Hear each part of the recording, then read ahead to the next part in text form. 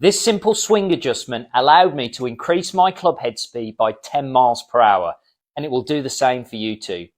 Here's how I did it. Okay, so we all know that we need to use the ground effectively to generate vertical force. And we also know that if we can get a big wind up, we'll generate lots of torque. But all of that comes to nothing if we don't transfer it through the kinetic chain. If we don't transfer that initial energy into the body segments, then we won't achieve quick club head speed. And this is where Bryson and Rory are so good. Yes, they generate lots of vertical force. Yes, they generate lots of torque. But where they're really good is transferring that energy into this lead arm in the downswing and then releasing it from the lead arm into the club shaft through impact. Or in other words, releasing the club efficiently. That's where I was really struggling. I could generate lots of lag in transition, but then I really struggled to get the energy transferred into the club shaft. That means I could generate lots and lots of speed, but it was all happening too late. So by the time I'd made contact with the ball, the club already slows down and I didn't reach peak speed. So I needed to change my release point. And so many golfers get this wrong. Imagine it this way. Your club is coming down on this arc here.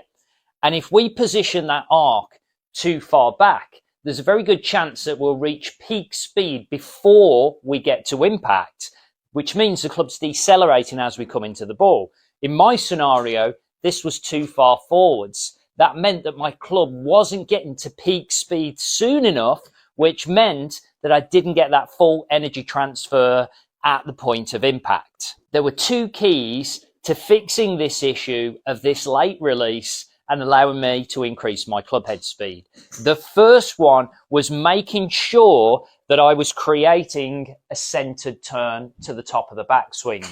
Don't get me wrong, I like swaying the golf swing. I'm a big advocate of creating some shift into that trail side. But if you don't then recenter that shift, by the time we get to the top of the backswing, then it shifts that arc and makes it difficult to get the timing of the release correct. So creating that centered turn was really, really important for me. The second thing that I did was I was making sure that I create lots of lag in transition, but I felt like I was then racing to release that lag in the downswing. Here's a really simple drill that will help you to do the same. After making sure that I've created a centered turn and that I was creating lots of lag in transition, I then did this simple drill. I took a tee and placed it 6 inches behind my golf ball. I was trying to hit the original golf ball, but imagining that I was releasing the club earlier to make contact with the tee 6 inches behind it. This was the ball I was trying to hit, but this is where I was imagining I was releasing. That simple adjustment allowed me to find my ideal release point and push my club head speed up 10 miles per hour without trying harder. The key here is finding your ideal release point. It's not about releasing earlier or releasing later. It's about finding the optimal release point for you.